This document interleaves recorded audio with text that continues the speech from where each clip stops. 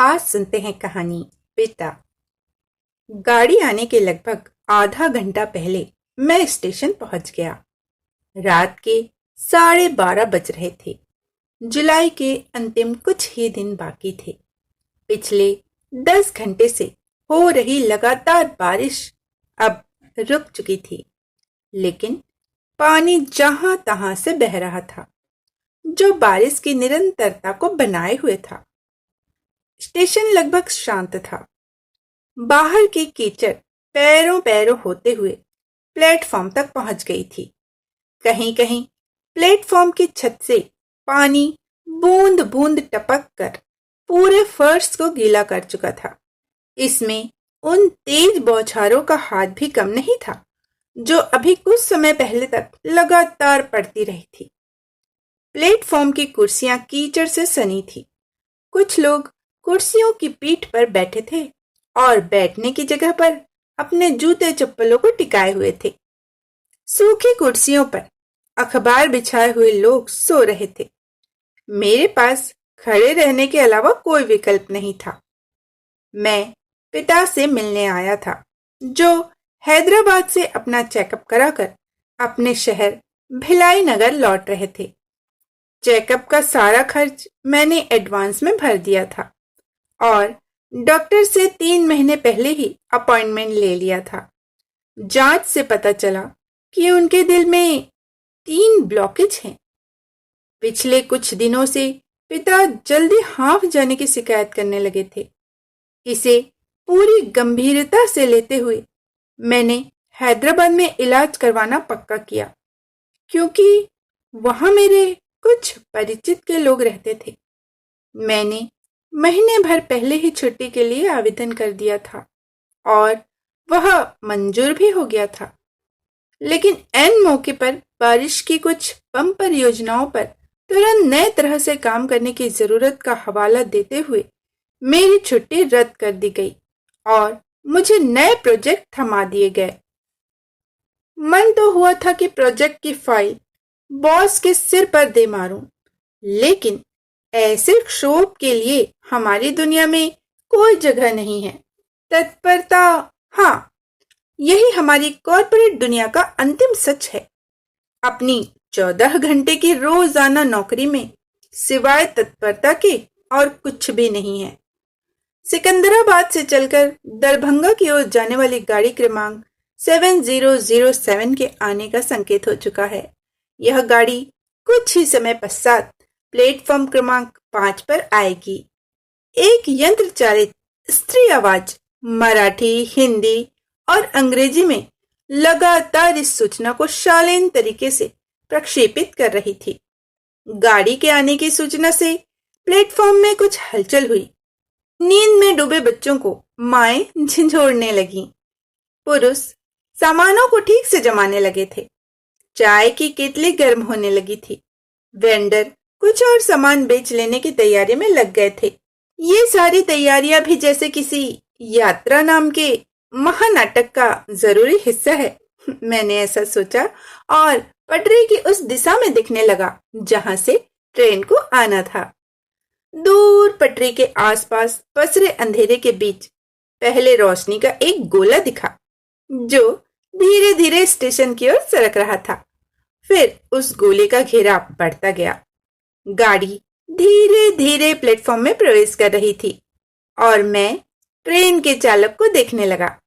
बहुत बचपन से ही ट्रेन के चालक मेरे कौतूहल का हिस्सा रहे हैं। उन दिनों जब हमारे गांव की ओर जाने वाली ट्रेनें कोयले से चलती थी, ट्रेन के चालक सिर में कपड़ा बांधे रहते थे। उन्हें देखकर मैं उनके बारे में सोचता था कि कितना बढ़िया है उनका जीवन। दिन भर घूमो और जब चाहो ट्रेन की सीटी बजा दो। लेकिन इस गाड़ी के चालक वैसे नहीं थे।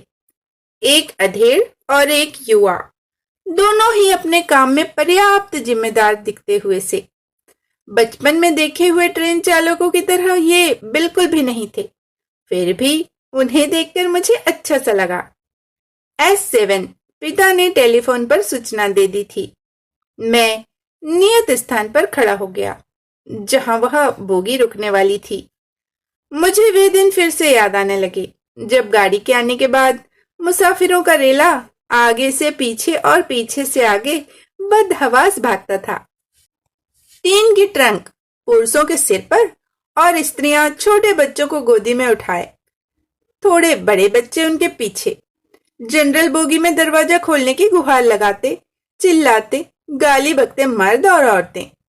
दुनिया में कितना कुछ बदल गया है। शर्त बस यही है कि इस बदलाव को खरीदने का सामर्थ्य आपके पास हो। गाड़ी रुकी। मैं S7 के दरवाजे के सामने था, लेकिन पिता वहां नहीं थे। अचानक बोगी के दूसरे दरवाजे से मुझे अपने नाम की पुकार सुनाई पड़ी। मैंने देखा, पिता दूसरे दरवाजे से उतर चुके थे और मुझे पुकार रहे थे। मैं तेजी से उनके पास गया, पांव छुए और उनके साथ बोगी के अंदर आ गया। अपनी खरास वाली आवाज के साथ पिता बीमारी, उसका इलाज और बरती जाने वाली सावधानियों के बारे में अटक अटक कर बता रहे थे। मैंने लक्ष्य किया, वे जितना बता रहे थे उससे ज्यादा छिपा रहे थे। इसका एक कारण तो उनके और मेरे बीच का रिश्ता भी था। उनके और मेरे बीच हमेशा से ही संवादहीनता की स्थिति बनी रही। मुझे ठीक ठीक याद नहीं कि किशोरी की देहरी लगने के बाद मैंने उनसे कभी सीधे बात की हो या कुछ मांगा हो। ऐसे में उनकी छुपाने की मंशा अजीब तो नहीं थी, लेकिन फिर भी मैं अटपटा महसूस कर रहा था। छुपाने का अभ्यास उन्हें भी नहीं था, इसलिए बोलते बोलते अपना वाक्य वे बीच में ही छोड़ देते और किसी दूसरे वाक्य का सिरा पकड़ लेते। मुझे इस वक्त वे एक लाचार बूढ़े की तरह लग रहे थे, लेकिन पिता हमेशा से ऐसे नहीं थे। एक उम्र तक वे बहुत आक्रामक रहे।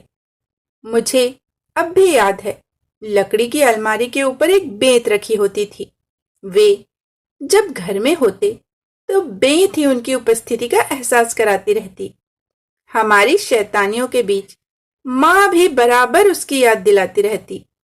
बेंत की याद आते ही हम कुछ पल सहम कर शांत हो जाते। कभी कभी जब लौटने के थोड़ी देर बाद ही पिता हमारी शैतानियां जान जाते, तब लगता कि जरूर उनकी बेंत की आंखें हैं जो सब कुछ देखती रहती हैं। यह विश्वास बहुत बाद तक बना रहा। हम बड़े हुए और बेंत निस्तेज होकर किसी खोह में बिला गई। शायद वह अब भी कहीं पड़ी हो सकता है कि समय के दिमकों ने उसे चट कर दिया हो। एक लंबा समय बेआवाज बीत गया। कम से कम अब तो यही लगता है कि बेआवाज ही बीत गया। लेकिन कोई समय कहाँ बेआवाज बीतता है। शायद हमारी दौड़ उनकी आवाज से ज्यादा तेज थी, इसलिए उनकी पुकार हम तक पहुंच नहीं पाई। या क्या पता, शायद पिता ने पुकारा ही ना हो, और यदि पुकारते तो भी क्या हम उन्हें जवाब देने की स्थिति में थे। मेरी दोनों बहनें अपने अपने परिवारों में पूरी तरह डूबी हुई हैं। बड़े भैया पिछले 5 सालों से अमेरिका के अलग अलग शहरों में घूम रहे हैं और मैं यहाँ देश के अलग अलग शहरों में, मुंबई, बेंगलुरु, पुणे, दिल्ली, हैदराबाद और अब पिछले 2 महीने से यहाँ नागपुर में हूँ। मैंने पूछा, चाय पिएंगे?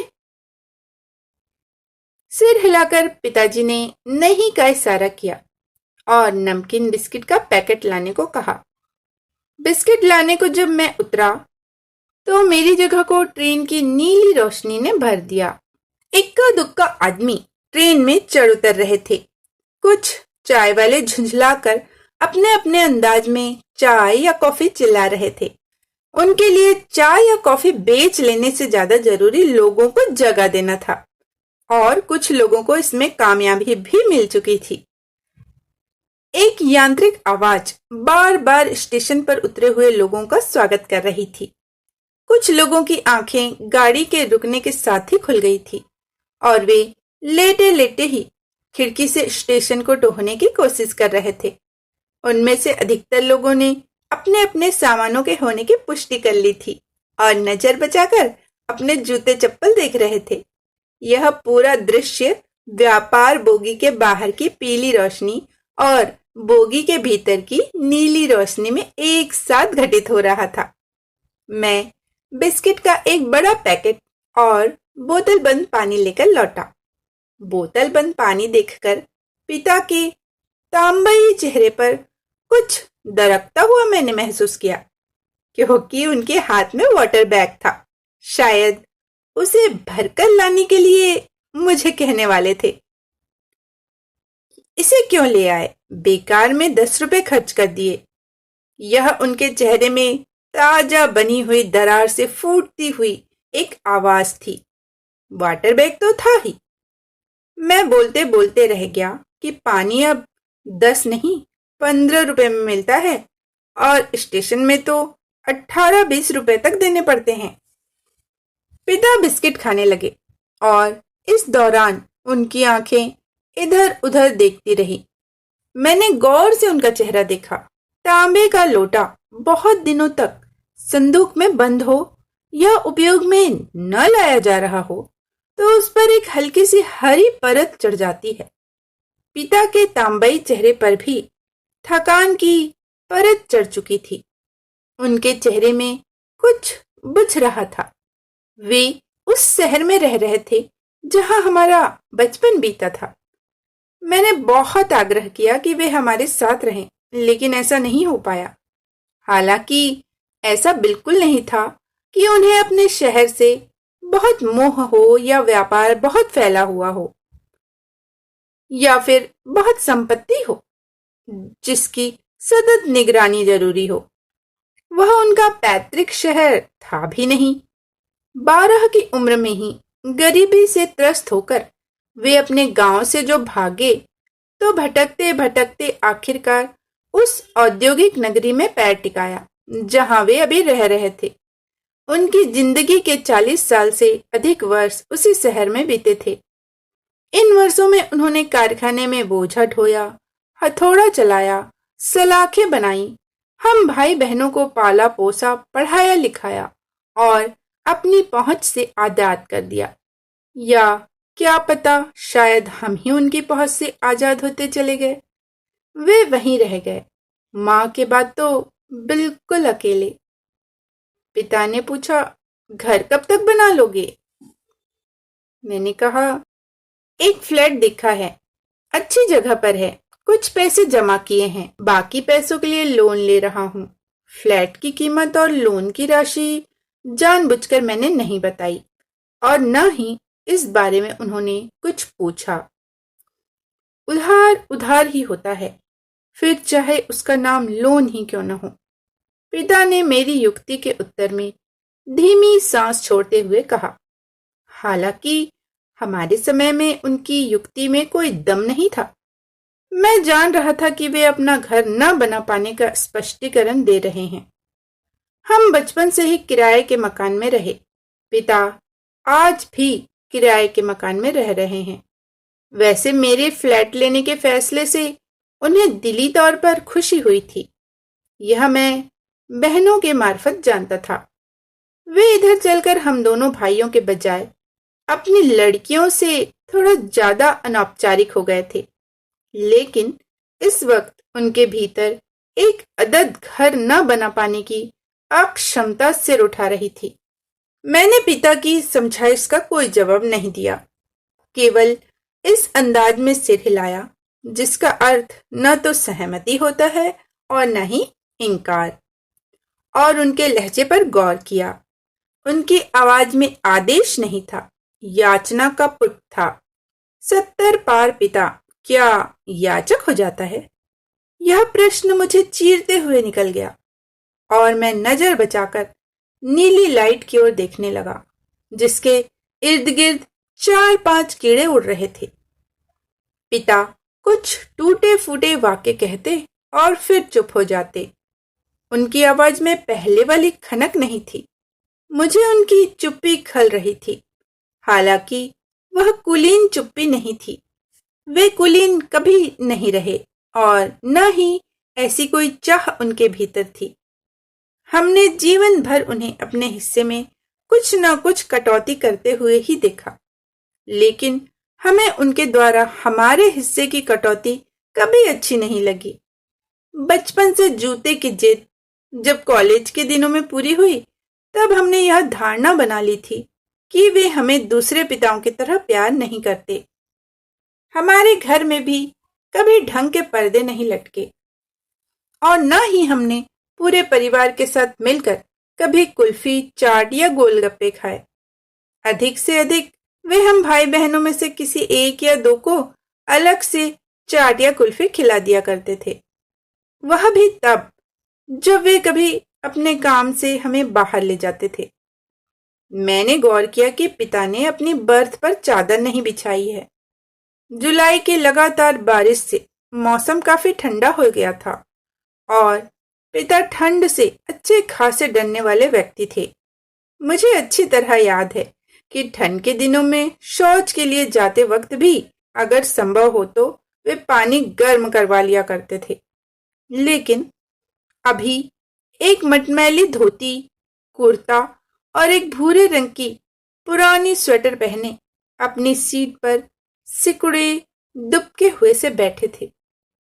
मैंने पूछा, बिस्तर क्यों नहीं बिछाया? कुछ नहीं, बस ऐसे ही नींद नहीं आ रही थी। नींद नहीं आ रही थी तो भी चादर तो बिछा ही लेना चाहिए था ना। देखो तो सीट कितनी ठंडी हो गई है। रहने दो बेटा, बाद में बिछा लूंगा। बाद में बिछा लूंगा का क्या मतलब? लाओ चादर निकालो। और मैं सीट के नीचे से उनका बरसों पुराना बैग, जिसके साथ ही वे अपनी यात्रा करते थे, खींचने लगा। उन्होंने कहा, नहीं रहने दो, सीट में कोई और भी बैठा है। कोई और भी क्यों? सीट तो आपकी ही है ना? हाँ, सीट तो मेरी ही है, लेकिन उसे रिजर्वेशन नहीं मिला। और फर्श तो तुम देख ही रहे हो, कीचड़ कीचड़ है। और फिर वह मुझसे भी अधिक उम्र वाला है, बीमार और कमजोर भी है। पिता लगभग रिड़ियाते हुए कह रहे थे, जैसे उनके ही कारण उसे बर्थ न मिली हो। कहां से वह आपकी सीट पर कब्जे जमाए हुए है? उन्होंने कहा, काजी पीठ से। अभी वह कहाँ गया है? मैंने थोड़ी झल्लाहट के साथ पूछा। पिछले 12 घंटे से पिता सीट के एक कोने में मुड़े तुड़े बैठे थे। मुझे पिता पर नहीं, उस आदमी पर गुस्सा आ रहा था। उम्र न सही, पिता की सेहत का ख्याल तो उसे रखना चाहिए था। पिता के हृदय में 3 ब्लॉकेज थे और ऐसा नहीं हो सकता कि उसे यह बात अब तक न मालूम हो। मुझे गुस्सा अपने ऊपर भी आ रहा था और बॉस पर भी। टिकट तो हवाई जहाज से ही था, लेकिन मेरा न जाना जानकर पिता ने अकेले हवाई जहाज से सफर करने से इनकार कर दिया। मजबूरन रेल की टिकट लेनी पड़ी। एसी की टिकट मिली ही नहीं। यही टिकट बहुत मुश्किल से मिली थी। अपनी झल्लाहट और बेबसी को किसी तरह काबू में रखते हुए मैंने कहा, कम से कम चादर तो बिछा लो, सीट की ठंडक से राहत मिलेगी। कहाँ है चादर? फिर मैं हट पर उतर आया था। नहीं नहीं बेटा, रहने दो, आधी सीट पर चादर बिछाना अच्छा नहीं लगेगा। पिता ने याचना भरी आपत्ति जताई। तो पूरी सीट पर चादर बिछा लो। अब जब उसे आधी सीट दे ही दी है तो चादर पर भी बैठने दो। मैंने फिर बैग खींचा। रहने दो, 5 घंटे ही तो रह गए हैं। 5 घंटे आधी रात से सुबह तक के हैं। गाड़ी जब आम गांव के बाद के जंगल से गुजरेगी तो ज्यादा ठंड लगेगी। चादर कहाँ है? इस बार मैंने थोड़ी कड़ाई से पूछा। चादर मत बिछाओ, बेवजह धोबी को देना होगा। अभी ज्यादा गंदा नहीं हुआ है। ज्यादा गंदा नहीं हुआ है तो धोबी को क्यों देना पड़ेगा? घर में ही धुलवा लेना। असल में वो आदमी, पिता ने अटकते हुए कहा, वो मुसलमान है। छपा जैसे झील में कोई पत्थर गिरा था। गाड़ी ने लंबी सीटी दी और मैं बिना कुछ कहे आश्चर्य से उनके चेहरे को देखता हुआ बोगी से नीचे उतर गया। उतरते हुए बाथरूम के पास खड़े उस आदमी को भी देखा। वह एक ओर सरक कर खड़ा था और पिता से भी ज्यादा बीमार लग रहा था। उसकी दाढ़ी बेतरतीब थी। गाड़ी अब सरकने लगी थी। एक पल के लिए खिड़की के जंगले के अंतराल में पिता और मेरी नजर मिली और तुरंत इधर उधर बिखर गई। गाड़ी जा चुकी थी। मैं बाहर की ओर बढ़ गया, यह विचारता हुआ कि क्या यही मेरे कर्मकांडी पिता थे, जो आज भी होटल से पका अन्न ग्रहण नहीं करते। हो सकता है इस पूरी यात्रा में छूत के भय से उन्होंने एक कप चाय तक न पी हो। मैं कुछ भी नहीं समझ पा रहा था। बूंदाबांदी फिर होने लगी थी। पार्किंग की ओर बढ़ते हुए मैंने सिगरेट निकाल ली और सोचा कि सुलगाऊं या नहीं। पिछले 3 घंटे से मैंने एहतियातन सिगरेट नहीं पी थी। सिगरेट की महक वाला मुंह लिए क्या पिता के पास जाना अच्छा होता। अभी आप सुन रहे थे कहानी पिता। इसे लिखा है बसंत त्रिपाठी जी ने। इसी तरह की कहानियां सुनने के लिए हमारे साथ बने रहिएगा। फिर मिलते हैं एक नई कहानी के साथ। जय हिंद, जय भारत।